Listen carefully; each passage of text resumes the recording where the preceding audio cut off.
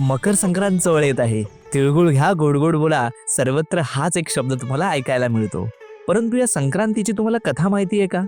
पुरातन काळामध्ये संकरासूर आणि किंकरासूर असे दोन भयंकर राक्षस होते. त्यांनी सर्वत्र त्रासदायक वातावरण निर्माण केले होते. त्याच्यामुळे सर्व प्रजा भयभीत झाली होती. तेव्हा प्रकट झाली संक्रांती देवी. पहिल्या दिवशी देवीने संकरासुराचा वध केला आणि लोकांना भयमुक्त केले. परंतु दुसऱ्या दिवशी किंकरासूर परत आला आणि देवीने त्याचाही वध केला. म्हणूनच पहिल्या दिवसाला संक्रांत आणि दुसऱ्या दिवसाला किंक्रांत म्हणतात. पण या दिवसाचे सर्वात सुंदर रहस्य म्हणजे या दिवशी सूर्यदेव मकर राशीमध्ये प्रवेश करतात. या दिवशी जुने वैर, राग, अबोला विसरून नातं पुन्हा जोडायचं असतं. तसेच तीळ मिश्रित पाण्याने स्नान, तिळाचे उठणे अंगास लावणे, तीळ होम, तीळ तर्पण, तीळ भक्षण तसेच तीळ दान असा 6 प्रकारे तिळाचा उपयोग केला असता सर्व पापांचा नाश होतो अशी मान्यता आहे. आपल्या महाराष्ट्रात सवासनी सुघड पूजून वेगवेगळी वाणे एकमेकींना देतात. घरी देवळात हळदी कुंकू समारंभ केले जातात. आपल्याकडे तिळगुळ, तिळाचा हलवा, तिळाच्या वड्या एकमेकांना देऊन